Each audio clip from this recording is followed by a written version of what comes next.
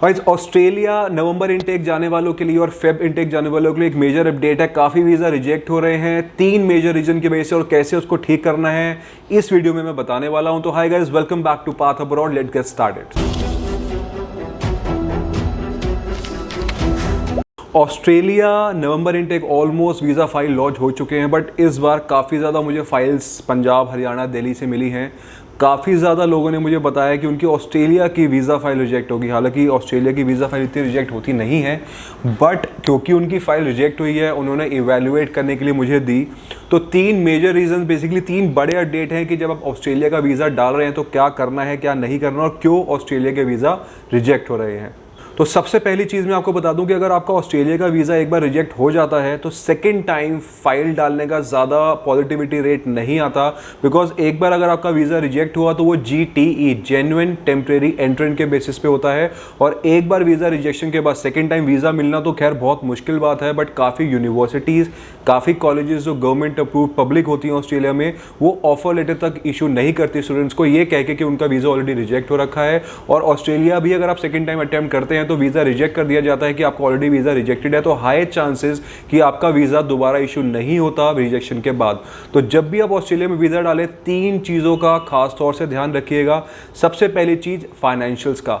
इस वक्त मैंने जितनी भी फाइल एवेल्युएट करी उसमें से 50 to 60% फाइल इसलिए रिजेक्टेड थी क्योंकि उनके फाइनेंशियल्स में कुछ प्रॉब्लम थी। तो सबसे पहले जब आप अपने डॉक्यूमेंट सबमिट करते हैं ऑस्ट्रेलिया वीज़ा के लिए, इसके साथ साथ एकेडमिक और आइल्स के साथ साथ आपका फाइनेंशियल डॉक्यूमेंट, विच मीन्स कि 90 दिन पुरानी, 3 महीना पुरानी बैंक स्टेटमेंट जिसमें 25 से 28 लाख, या डिपेंडिंग कि आपका फीस स्ट्रक्चर और लिविंग कहाँ पे, आप कौन से मेलबर्न, सिडनी, पर्थ कहाँ पे जा रहे हैं उसके बेसिस पे होता है।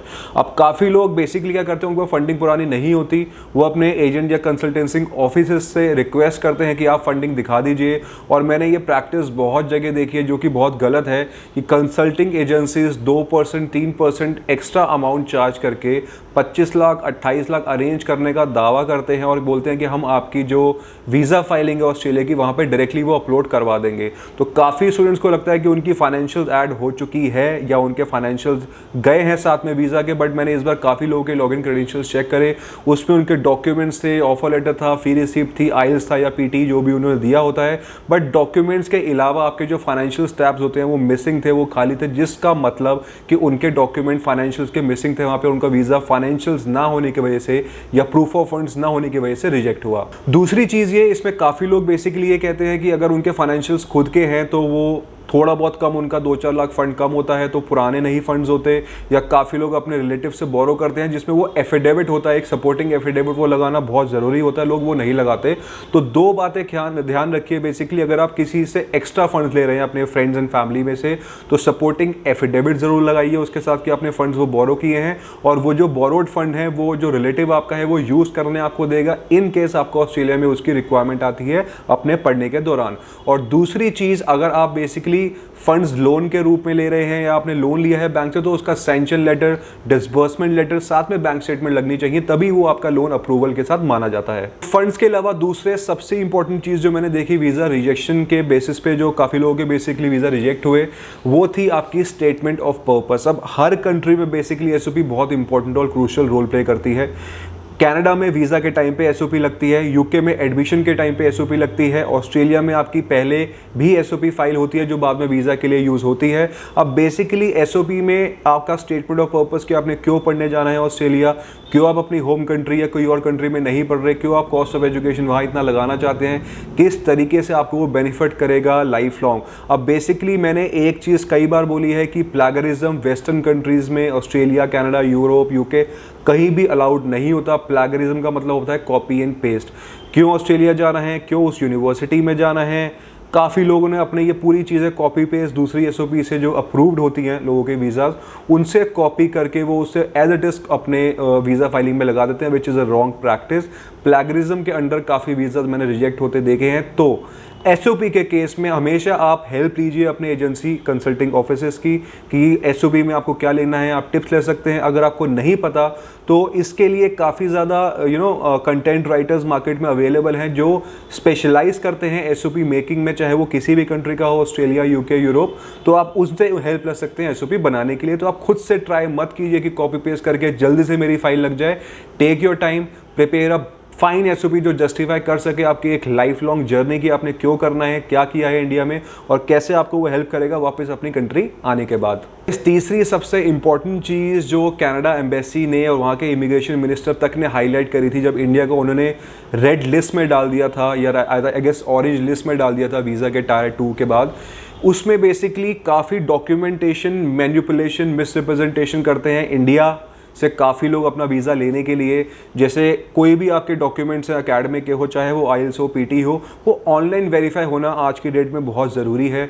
अगर आपने सीबीएसई या पंजाब हरियाणा कोई भी बोर्ड का रिजल्ट लगाया है, उसका रोल नंबर डाल के ऑनलाइन आपका रिजल्ट आना चाहिए। आप दिल्ली यूनिवर्सिटी, आईपी यूनिवर्सिटी या फिर लेट्स से इंडिया में किसी भी यूनिवर्सिटी के स्टूडेंट है तो ऑनलाइन उसका रजिस्ट्रेशन होना चाहिए, आपका रिजल्ट आना चाहिए, तो ईजिली आपको वीज़ा मिलता है। काफ़ी लोग बोलते हैं कि हमारा जो यूनिवर्सिटी है वो ऑनलाइन रिजल्ट पब्लिश नहीं करती और यूनिवर्सिटी प्राइवेट है। सबको पता है कि आजकल जो गैप ईयर्स हो रहे हैं, लोग उसमें डॉक्यूमेंट्स अरेंज करके मिस रिप्रेजेंट करके लगा रहे हैं, which is a very wrong practice. वो अवॉइड करनी चाहिए बिकॉज इस केस में वीज़ा रिजेक्ट नहीं होता, साथ में आपका बैन भी आता है for the next couple of years. इसके बाद there is no going back, आपको वीज़ा दोबारा मिलना उस कंट्री का नेक्स्ट तो इम्पॉसिबल हो जाता है। तो मिस रिप्रेजेंटेशन अवॉइड कीजिए डॉक्यूमेंट्स की। तो गाइज एक बॉटम लाइन में ये बोलना चाहूँगा, अगर आपको किसी भी कंट्री का, स्पेशली ऑस्ट्रेलिया की अगर मैं इस वीडियो में बात करूँ, आपको नया वीज़ा लेना है तो जीटीई के अंदर 4 चीज़ें मेन होती हैं।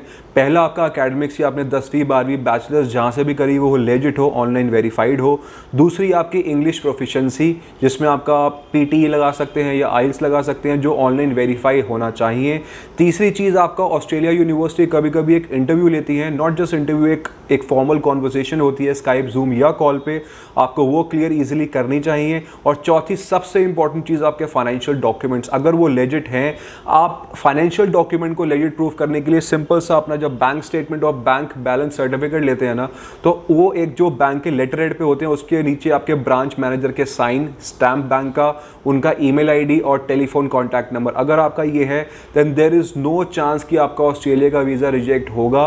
बिकॉज ऑस्ट्रेलिया का वीज़ा रिजेक्ट सिर्फ 3 रीज़न में होता है, फाइनेंशियल्स वीक हैं, फेक लगाए गए थे, एसओपी आपने प्लैगरिज्म के साथ कॉपी पेस्ट कर दी थी, आपको खुद नहीं पता कि उसमें क्या लिखा है, और तीसरी चीज़ आपने गलत कोर्स या प्रोग्राम चूज़ किया। काफ़ी लोग कॉमर्स पढ़ने के बाद बोलते हैं कि नर्सिंग करने जाना है या स्ट्रीम चेंज करनी है। हाई चांसेस इन 3 रीज़न की वजह से आपका वीज़ा ऑस्ट्रेलिया का रिजेक्ट होता है। तो गाइज ये मेजर अपडेट थी ऑस्ट्रेलिया के बारे में। अगर आपका वीज़ा नवंबर के लिए फाइल नहीं हुआ है तो अवॉइड कीजिएगा ये सारी गलतियाँ। अगर आप फरवरी इनटेक या उसके बाद जो भी इनटेक्स उनके ऑस्ट्रेलिया के हैं, नवंबर इनटेक के वीज़ा फाइल लॉन्च करना चाहते हैं, और if you have any particular question regarding your file, you can comment down in the below section, we will try to answer all your queries and you can also connect with us on the number flashing below. इसमें मेरा कोई ना कोई team member आपकी help कर देगा and you can connect us on Instagram as well.